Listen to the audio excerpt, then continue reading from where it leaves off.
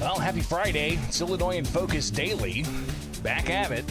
Each and every weekday morning with America's Talking Network. We're live, where you can join the chat room, take part in the lively conversations there. And also get the podcast where you get podcasts. If you can't make the live show, well, we have the podcast available each and every weekday morning, live to tape, here with Illinois in Focus. But also get the headlines at thecentersquare.com. It's where you can see the latest and what's going on here in Illinois. We'll be talking about several of those things, including the effect that the Trump election is having on Illinois politics. So we'll hear a variety of voices there. We'll also delve into Chicago, essentially voting down the proposed $300 million property tax increase from Mayor Brandon Johnson. And a lot of people pretty upset with Johnson. So we'll hear some of that as well. Also, we got to talk about the latest in the trial against former Illinois House Speaker Michael Madigan. Jim Talamonte from the Center Square has been there in the courtroom all week. We'll hear from him what some of the latest testimony and evidence had to show. So that's all coming up here. But up next, the latest in litigation against gun control laws in Illinois. We'll go through the gamut of several cases that we've been tracking and some things that have been happening this week. So stay tuned for that here with Illinois in Focus with America's Talking Network and The Center Square. Get the podcast where you get podcasts, and be sure to wake up with us each and every weekday morning here with America's Talking Network for Illinois in Focus Daily.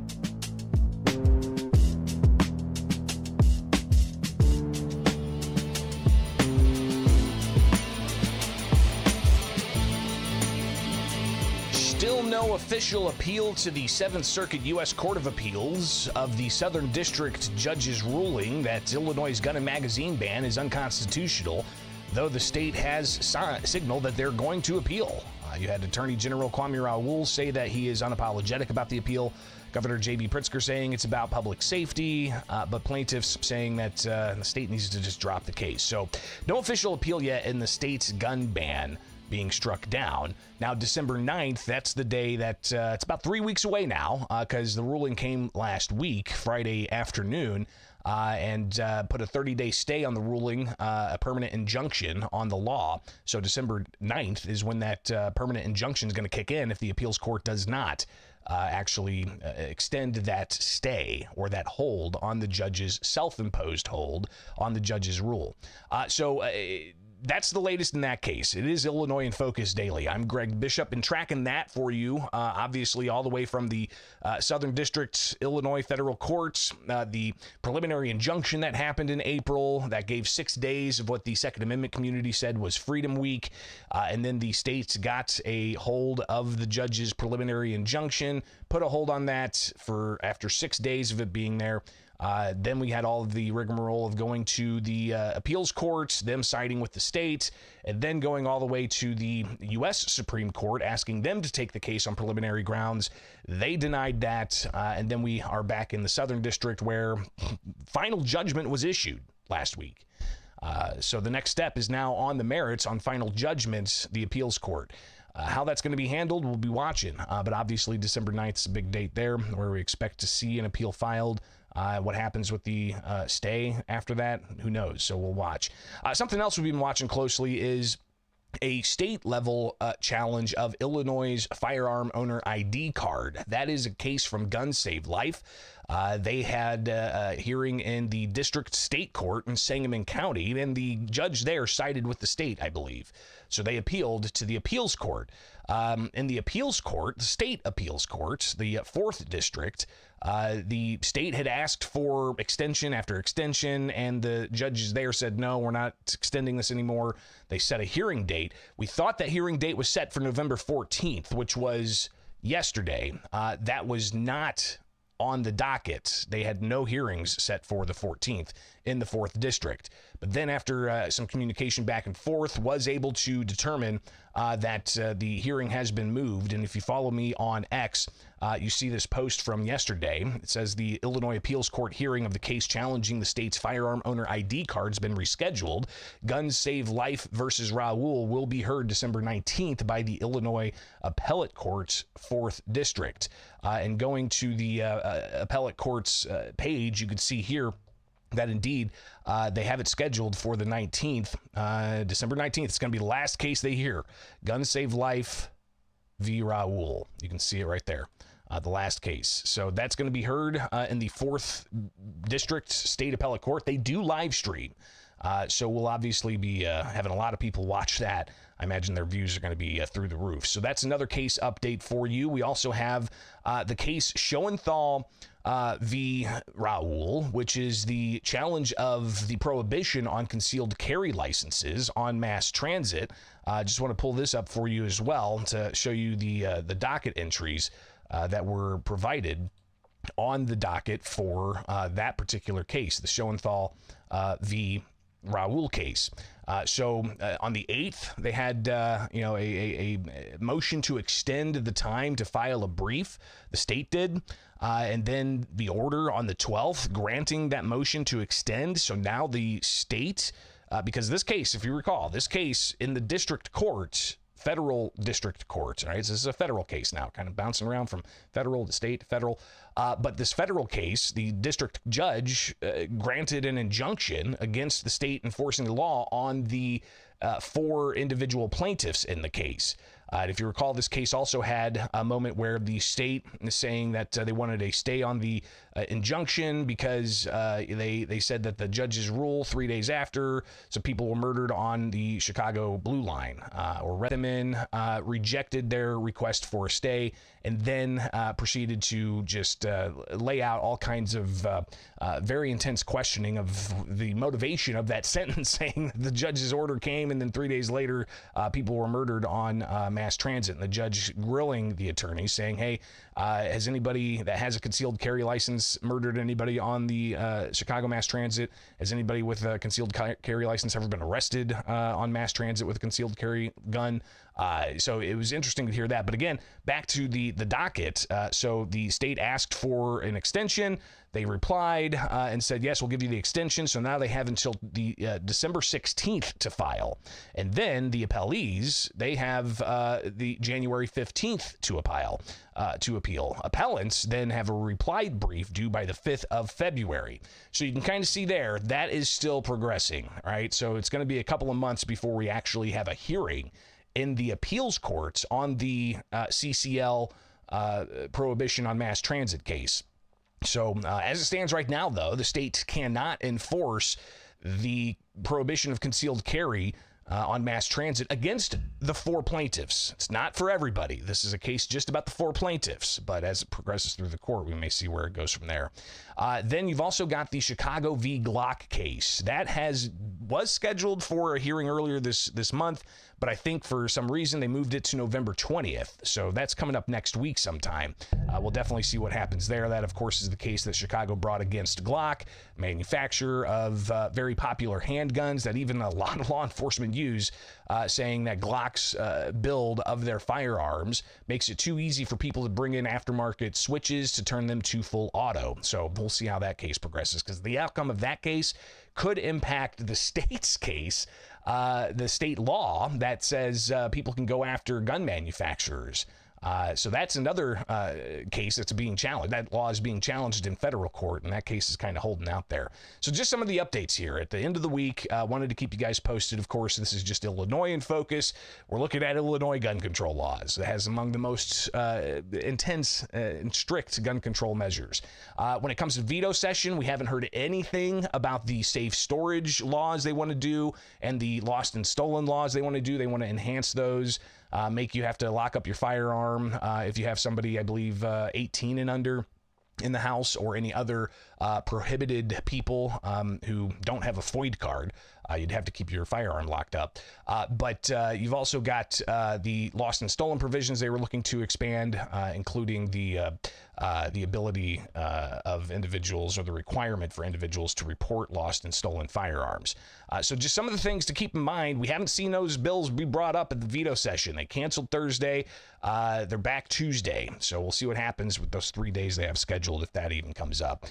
On the ground reporting with the Center Square. So get the newsletter at thecentersquare.com. All right, thecentersquare.com. And wake up with us each and every morning as we break down what's going on here in Illinois for you to stay informed. It's Illinois in Focus Daily. Get the podcast where you get podcasts. Like, subscribe.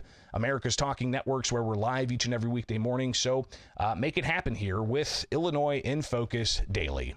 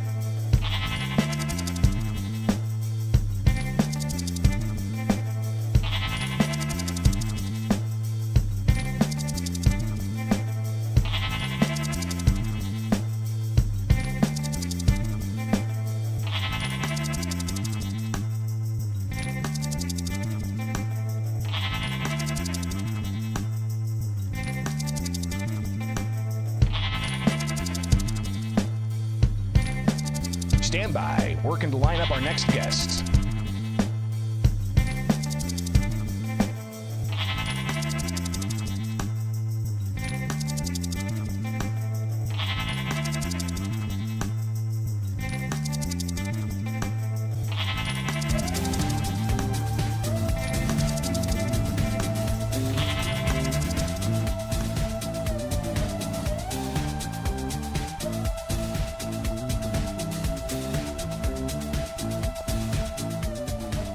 Live to tape, ladies and gentlemen, working to get our next guest lined up here to talk about the case against former Illinois House Speaker Michael Madigan. So stay tuned for that.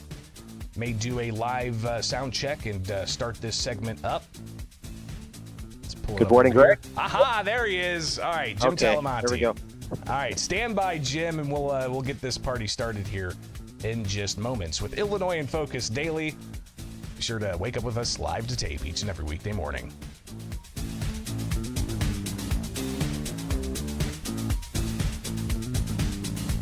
The trial against former Illinois House Speaker Michael Madigan continues. How much longer is it going to go? Not sure. The prosecution still bringing up some witnesses and revealing all kinds of evidence. Stuff we've already heard, but some stuff we haven't heard. To talk about this and more, here with Illinois in Focus Daily. Wake up each and every morning with us and get the headlines at thecentersquare.com. Joining us now is Jim Talamonte, the reporter from Chicago, in the courtroom each and every day here. Jim, thanks for taking time with us. Obviously, it's been a long week for you, and it looks like things are going to get just a little longer here. How are we looking on the case? What have you heard? Some new stuff, some old stuff, some compelling stuff?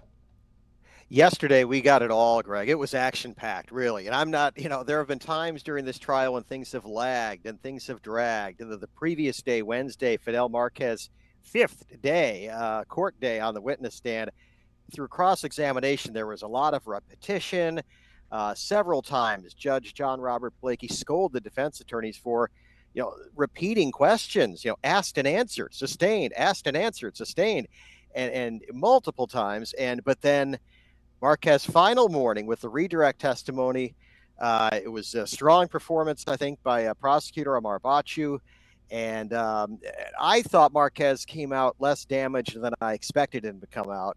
As a guy who was convicted of bribery, has multiple, concealing stuff from his wife in a divorce proceeding, money, lying on a gun application, something you covered earlier this year, Greg, in Arizona. I mean, all kinds of stuff. And although that was all brought out, the recordings and so anyway, Marquez finishes, and then prosecutors just rapid fire.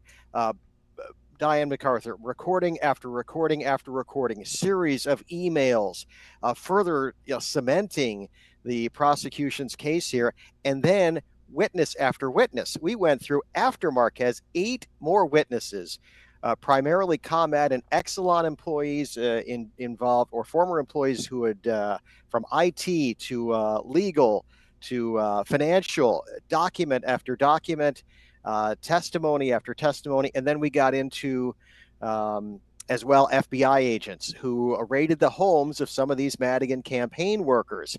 And so we heard from 3 different FBI special agents based in Chicago about what they found at the homes of, names like Frank Olivo, former alderman in the 13th Ward. That's Madigan's ward, where the ward office in Chicago is shared with Madigan's state representative office. And then we heard about Ed Moody, one of the precinct captains in the ward. Michael Zaleski, not the state rep Michael Zaleski, but his father, who had been a Chicago alderman, also connected with the Madigan campaign machine. And so it was I don't know if that I'd call it shock and awe, but it was a continuous pounding. And what's fascinating there is that came after Marquez was on the stand for like 6 days or something? 6 parts of 6 days. It was long, and there was a lot. I think part of that is because, listen, I mean, he had a lot of evidence to support some of what he was talking about. The wiretap phone conversations. I do want to play here this clip because we've seen the dinner between McClain and Marquez from the ComEd 4 trial, talking about and if maybe you can help set this up better, but they're talking about trying to get a job for a Madigan ally at ComEd, and the new ComEd CEO at the time is a former federal prosecutor, and Marquez is like, I don't know if this is going to fly. Explain a little bit more of that video. And part of this, Marquez is now cooperating with the government, so he is also setting up these meetings to get information out of McClain, right, to help his own cause, because he's facing heavy jail time if he doesn't cooperate and help the government and be truthful and all that. So he's having this dinner. But part of it, too, is just that Dominguez, being a former prosecutor, Joe Dominguez is taking over as ComEd CEO for Ann Pramaggiore, who was convicted in the ComEd for a bribery case last year. And Marquez is afraid that he's just not going to be as friendly to Mike McClain and all of these do-nothing jobs that Madigan allies are getting with ComEd that's just been part of the program there for years and years, maybe even decades, because we heard about meter readers that Madigan was able to appoint back in the in the 80s and 90s. Well, and yeah, because it's just the old school patronage system, but instead of people being appointed to be a meter reader, we don't have meter readers. We just have former politicians that did stuff for Madigan, so our friend. But what's fascinating here, and I'm going to play this clip, so this is stuff that was not revealed during the ComEd 4, and it's interesting to kind of compare and contrast, right? Because the dinner that they had, from my remembering last year when this was first presented, long video, not much talk about Madigan, more about the job. But at the beginning, they did reveal just a brief little blip about McClain talking of when he wanted to retire, handing Madigan a note. So this is the new stuff that was revealed, from my understanding of the comparison between the ComEd 4 evidence and the evidence that was brought up this week. Let me pull this up and get the audio turned on so that the audience can hear this. When I retired, and I handed it to him, and he started reading it, and he says, I don't think you're done yet. He gave it back to me. That's funny. He wouldn't take it. After a while. Is that like tendering your resignation, but that gets denied, it gets rejected.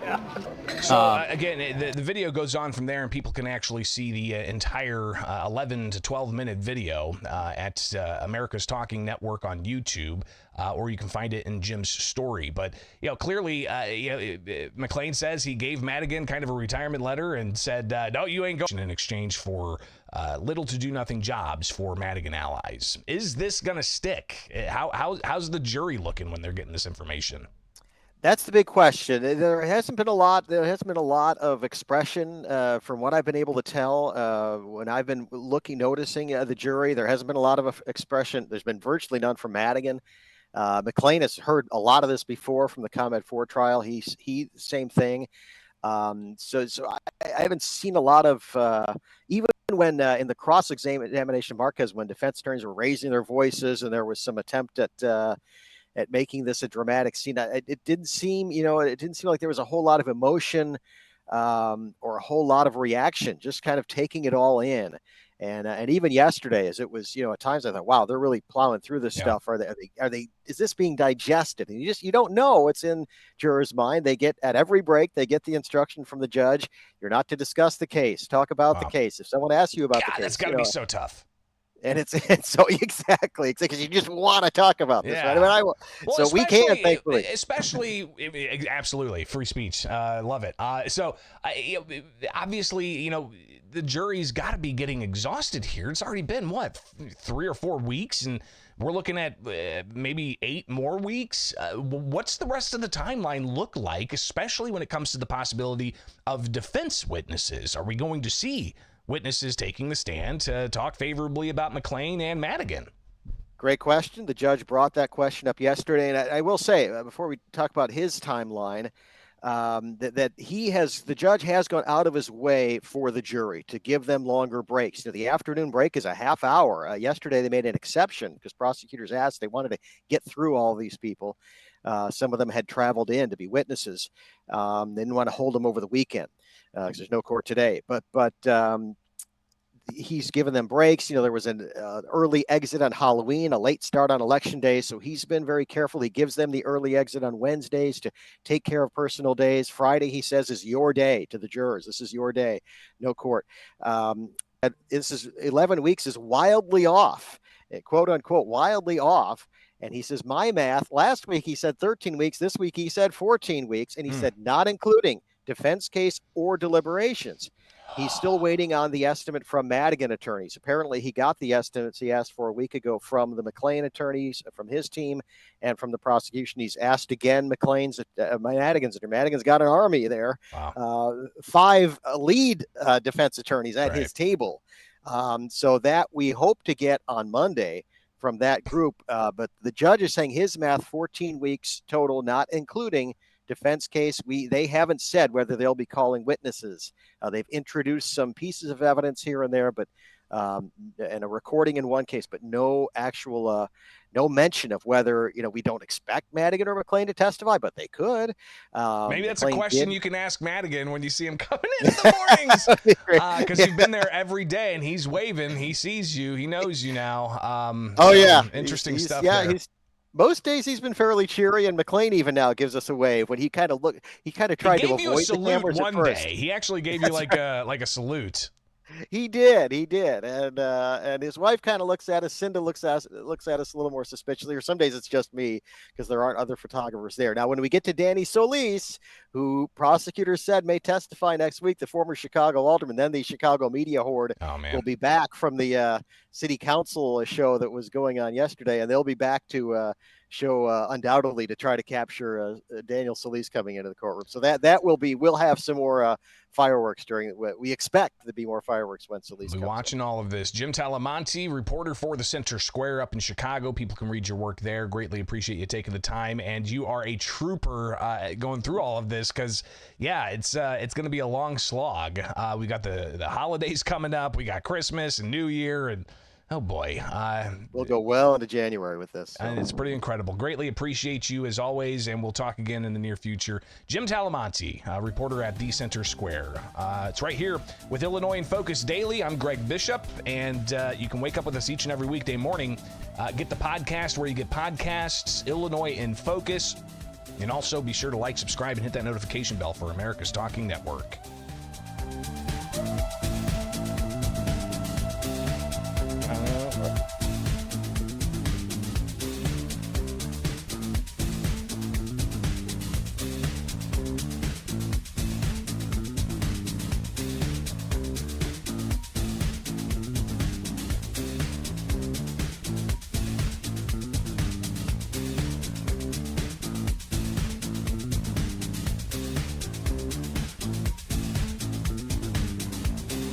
You come for my people, you come through me. It's time to put away the bluster, stop the macho man routine, and figure out how we can actually work together. You know that Trump had pulled 45% of the voter in the state of Illinois, 37 in the city of Chicago. That's the statistic. That means that Illinois is turning purple. We're going to turn red. And it looks like a really nasty form of government that would isolate people. It's that type of mindset that not only enslaved people, but it sent people to gas chambers. So we're going to defend people. We're going to make sure that we're protecting families in this city. So he can help with that or get out the way. And you can smirk all you want. Mr. Sims, direct your attention towards me, please. You're a criminal. Why do I got to address you? The feds need to address you. DOJ need to address you, and hopefully Donald Trump will address you. That's just some of the comments over the past week or so of individuals going back and forth following the election of President Donald Trump Monday morning, because I'm expecting a flood of more cabinet announcements coming up in the near future here, heading into the weekend. So we'll connect with Casey Harper from the Center Square Monday. But what's the Trump effect been like so far in Illinois? Let's talk about it here with Illinois in Focus Daily. I'm Greg Bishop. Be sure to like, subscribe, hit that notification bell, and wake up with us each and every weekday morning for Illinois in Focus Daily. Get the podcast where you get podcasts and the headlines at thecentersquare.com. So a week ago, Governor J.B. Pritzker held an open-ended news conference, but he started off with some statements that people are characterizing as macho man statements. To anyone who intends to come take away the freedom and opportunity and dignity of Illinoisans, I would remind you that a happy warrior is still a warrior.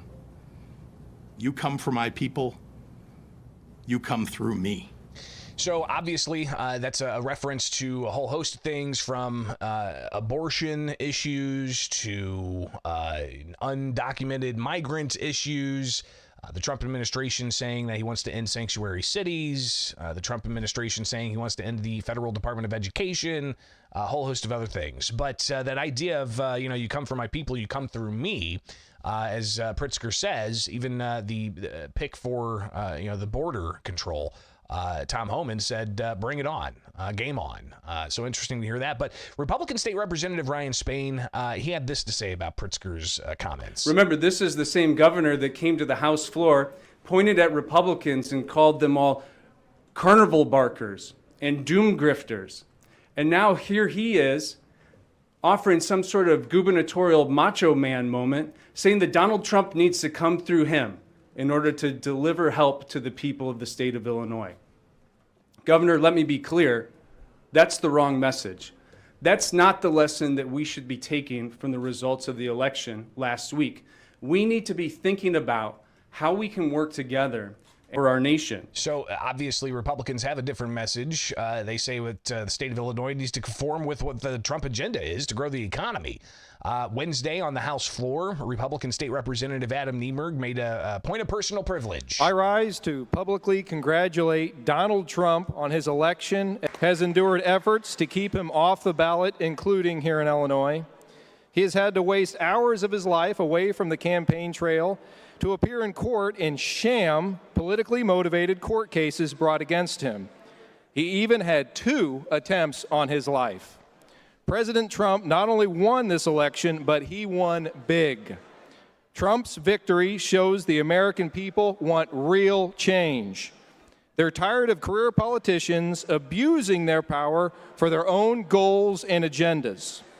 They want government to work for the average working class people. We can and we should learn a lot from this election. Here in Illinois, we are spending billions on illegal immigrants and ignoring the needs of people who can barely afford rent or groceries. Donald Trump became the first Republican in decades to only lose Illinois by single digits, and he did it without spending any money in the general election. In fact, Donald Trump received more votes than J.B. Pritzker in the last election. People in our state have the same concerns as our fellow Americans in other states. Kamala Harris and the Democrats lost nationally by ignoring these folks. It's time we put Illinois residents first. Congratulations, President Trump, on a well-deserved victory.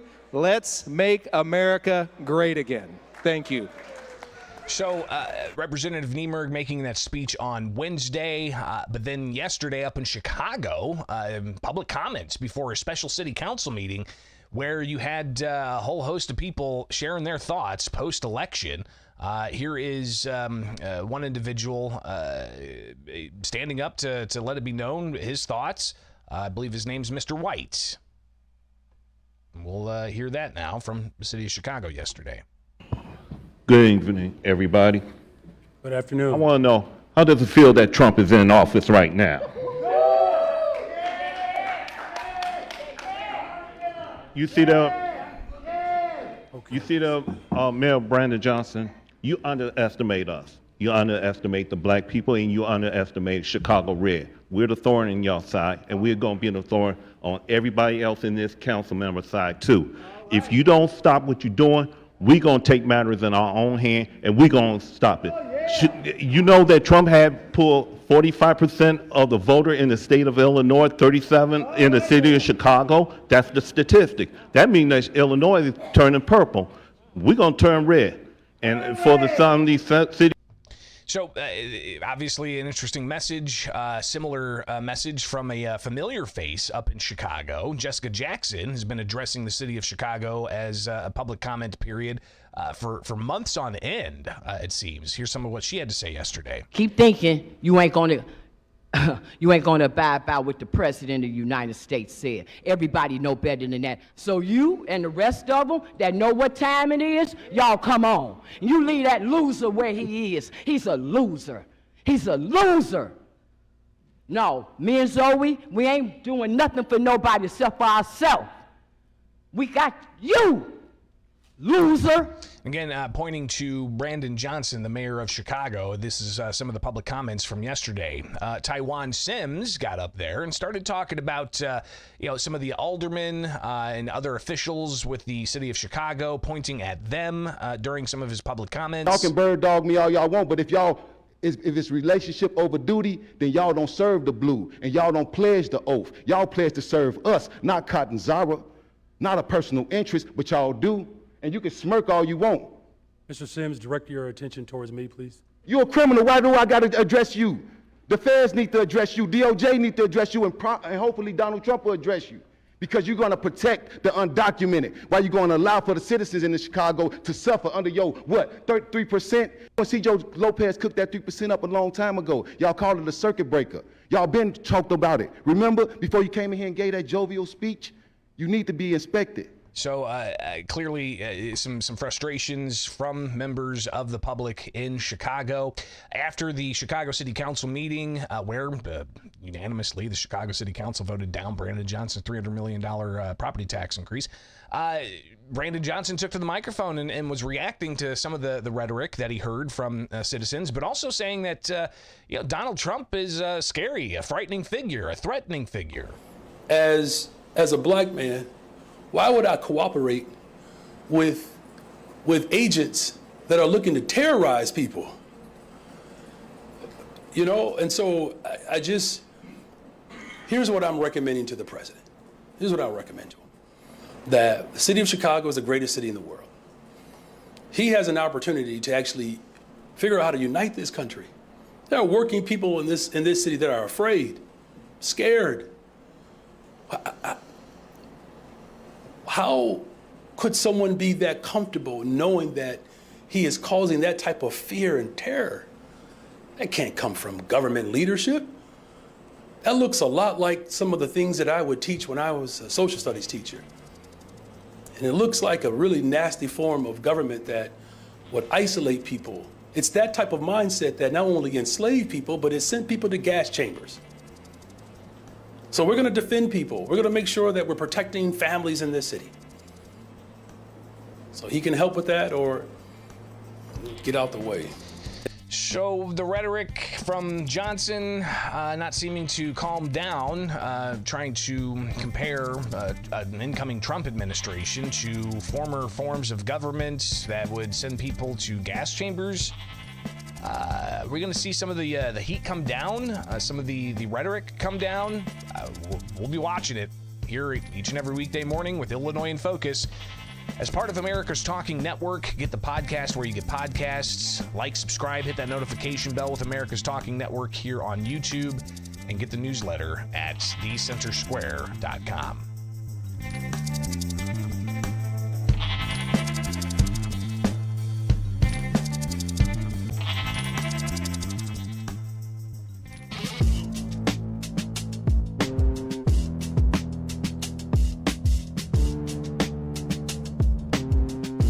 An ordinance authorizing the fiscal year 2025 property tax levy. 0 nays, 50 nays. This matter has been voted down. Alderman Mitchell on a motion to adjourn. Mr. President. That's moments from yesterday's Chicago City Council meeting, a special one where unanimously Chicago City Council members voted down Mayor Brandon Johnson's proposed $300 million property tax increase. It's Illinois in Focus Daily. I'm Greg Bishop. Wake up with us each and every weekday morning for Illinois in Focus Live, where you can interact with people in the live chat. Get the podcast where you get podcasts, and get the headlines at thecentersquare.com. So Chicago City Council members unanimously came together voting down the property tax proposal during a special meeting yesterday. But before that meeting in Chicago, they had public comment period. Tyler Cruz talked about how the city is in debt and it's because of overspending, not because of not bringing in enough revenue. Infrastructure is a mess. The bridges are a disaster. The roads and traffic is a joke. Servicemen, I have several friends on the force, and they are exhausted. We have a lack of fire trucks, a significant amount of overtime spent, and it is ridiculous. We're relying on casinos, we're relying on property tax increases, instead of addressing the true issue, which is we have an addiction to spending. We do not have a revenue issue. We have an addiction to spending. I know I have 2 seconds. I urge my fellow Chicagoans to continue pushing for... Yeah, so you got cut off there. But clearly, some of the taxpayers in Chicago see that it's the spending. It's not more taxes that are needed.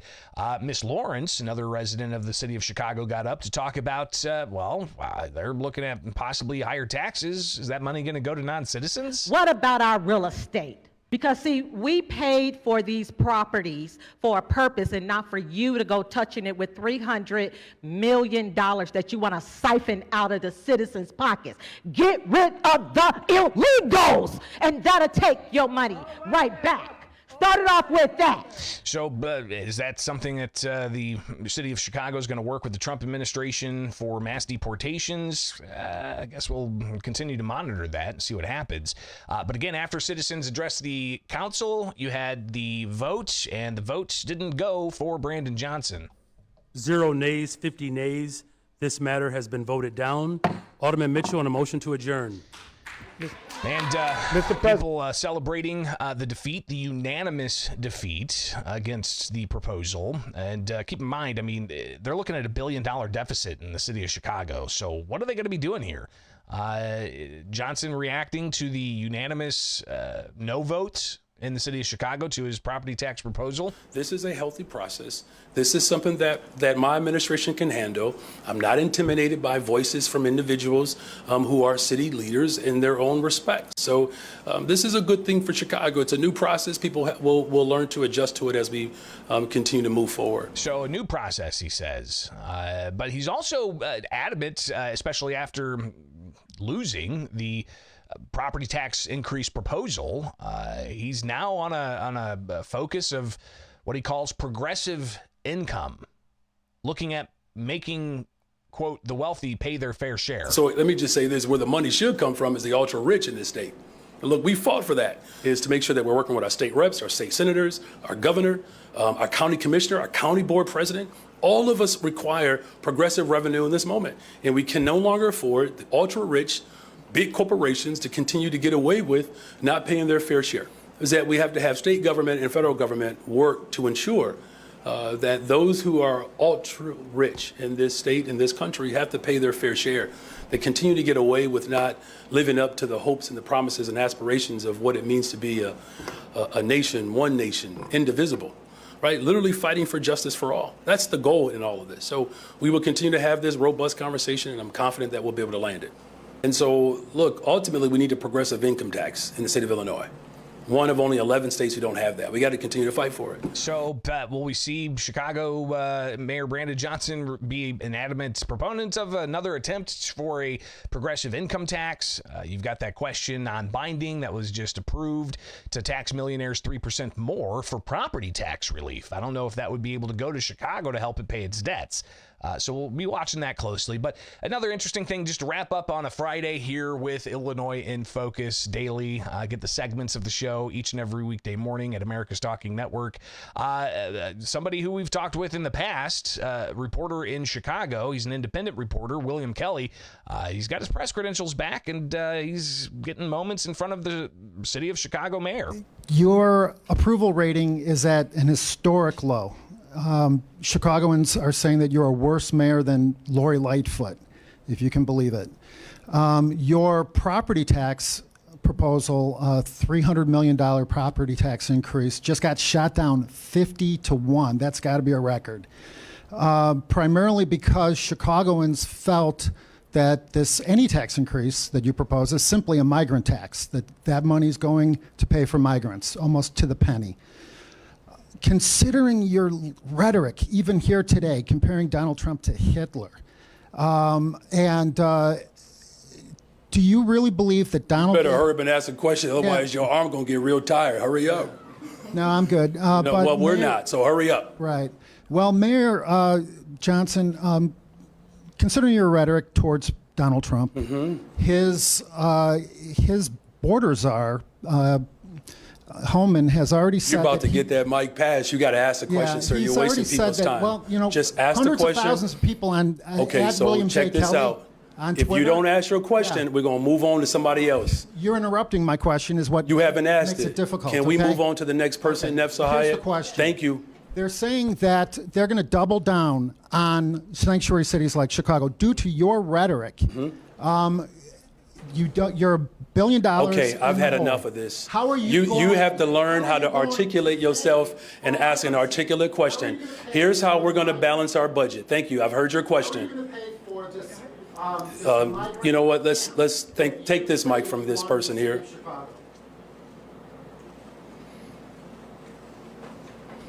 Go ahead, Craig. Are you going to answer the question? Here's a better way in which you can frame this. Are you going to ensure that the behavior that you continue to conduct with, are you going to ensure that you're going to stop it? So you're asking me not even a question. You're going on a monologue. You interrupted the question. Mr. Mayor, do you have... Craig, can you answer the next question? Thank you. Oh, Good afternoon. That's interesting. We may see more of that. I don't know. So happy Friday. It's Illinois in Focus Daily. Hopefully you guys wake up with us on Monday. We'll be back at it live.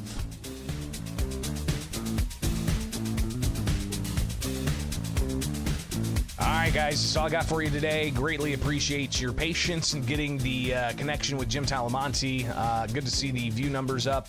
And also the subscriptions for America's Talking Network on YouTube. You guys are blowing me away. All right, I think we had 800 plus subscribed this week. It was 10,000 when I started this week. Now it's 10,820. So share it up. Join us each and every weekday morning. Get those numbers up and get the headlines at thecentersquare.com. Get the newscasts here with Illinois in Focus Daily and the podcast wherever you get podcasts. Just search Illinois in Focus Daily. Have a great weekend. We'll see you back here Monday.